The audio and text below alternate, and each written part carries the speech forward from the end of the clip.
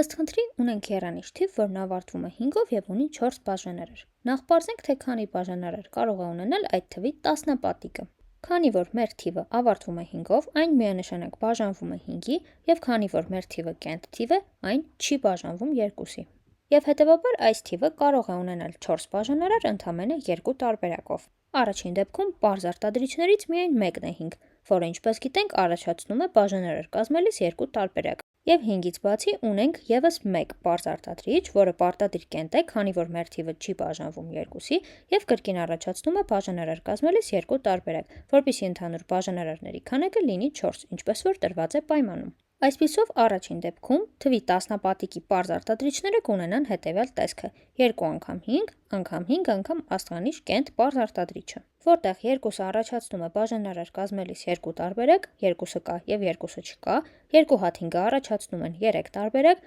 ոչ մի հատ 5, 1 հատ 5 և 2 հատ 5, իսկ աստղանիշը, ինչպես պարզեցինք, 2 տարբերակ։ Փաստորեն ստացվեց առաջին դեպքում 12 բաժանարար։ Անցնենք երկրորդ դեպքին։ Երկրորդ դեպքում թվի պարզ արտադրիչների վերլուծության մեջ ունենք 3 հատ 5, քանի որ 3 5-ը առաջացնում են 4 բաժանարար և նրանց արտադրելը ստացվում է 125 եռանիշ թիվ, որն ավարտվում է 5-ով։ Հիմա նայենք ինչ տեսք կունենա այս թվի տասնապատիկի պարզ արտադրիչների վերլուծությունը. 2 անգամ 5 անգամ 5 անգամ 5 անգամ 5, որտեղ կրկին 2-ը առաջացնում է բաժանարար կազմելիս 2 տարբերակ, իսկ 4 հատ 5-ը բաժանարար կազմելիս 5 տարբերակ։ Այստեղ էլ ստանում ենք 10 բաժանարար։ Եվ այսպես եռանիշ թվի դեպքում պատասխանը կլինի 12 բաժանարար կամ 10 բաժանարար։ Հիմա նայենք նույն խնդիրը այն դեպքում, երբ ունենք քառանիշ թիվ։ Եվ նկատենք, որ քառանիշ թվի դեպքում միակ տարբերությունն այն է, որ պայմանին բավարարում է միայն առաջին դեպքը՝ 5 անգամ ինչ-որ աստղանիշ կենտ պարզ արտադրիչների դեպքը, քանի որ երկրորդ դեպքում 3 հատ 5-ի արտադրելը ստանում ենք եռանիշ թիվ։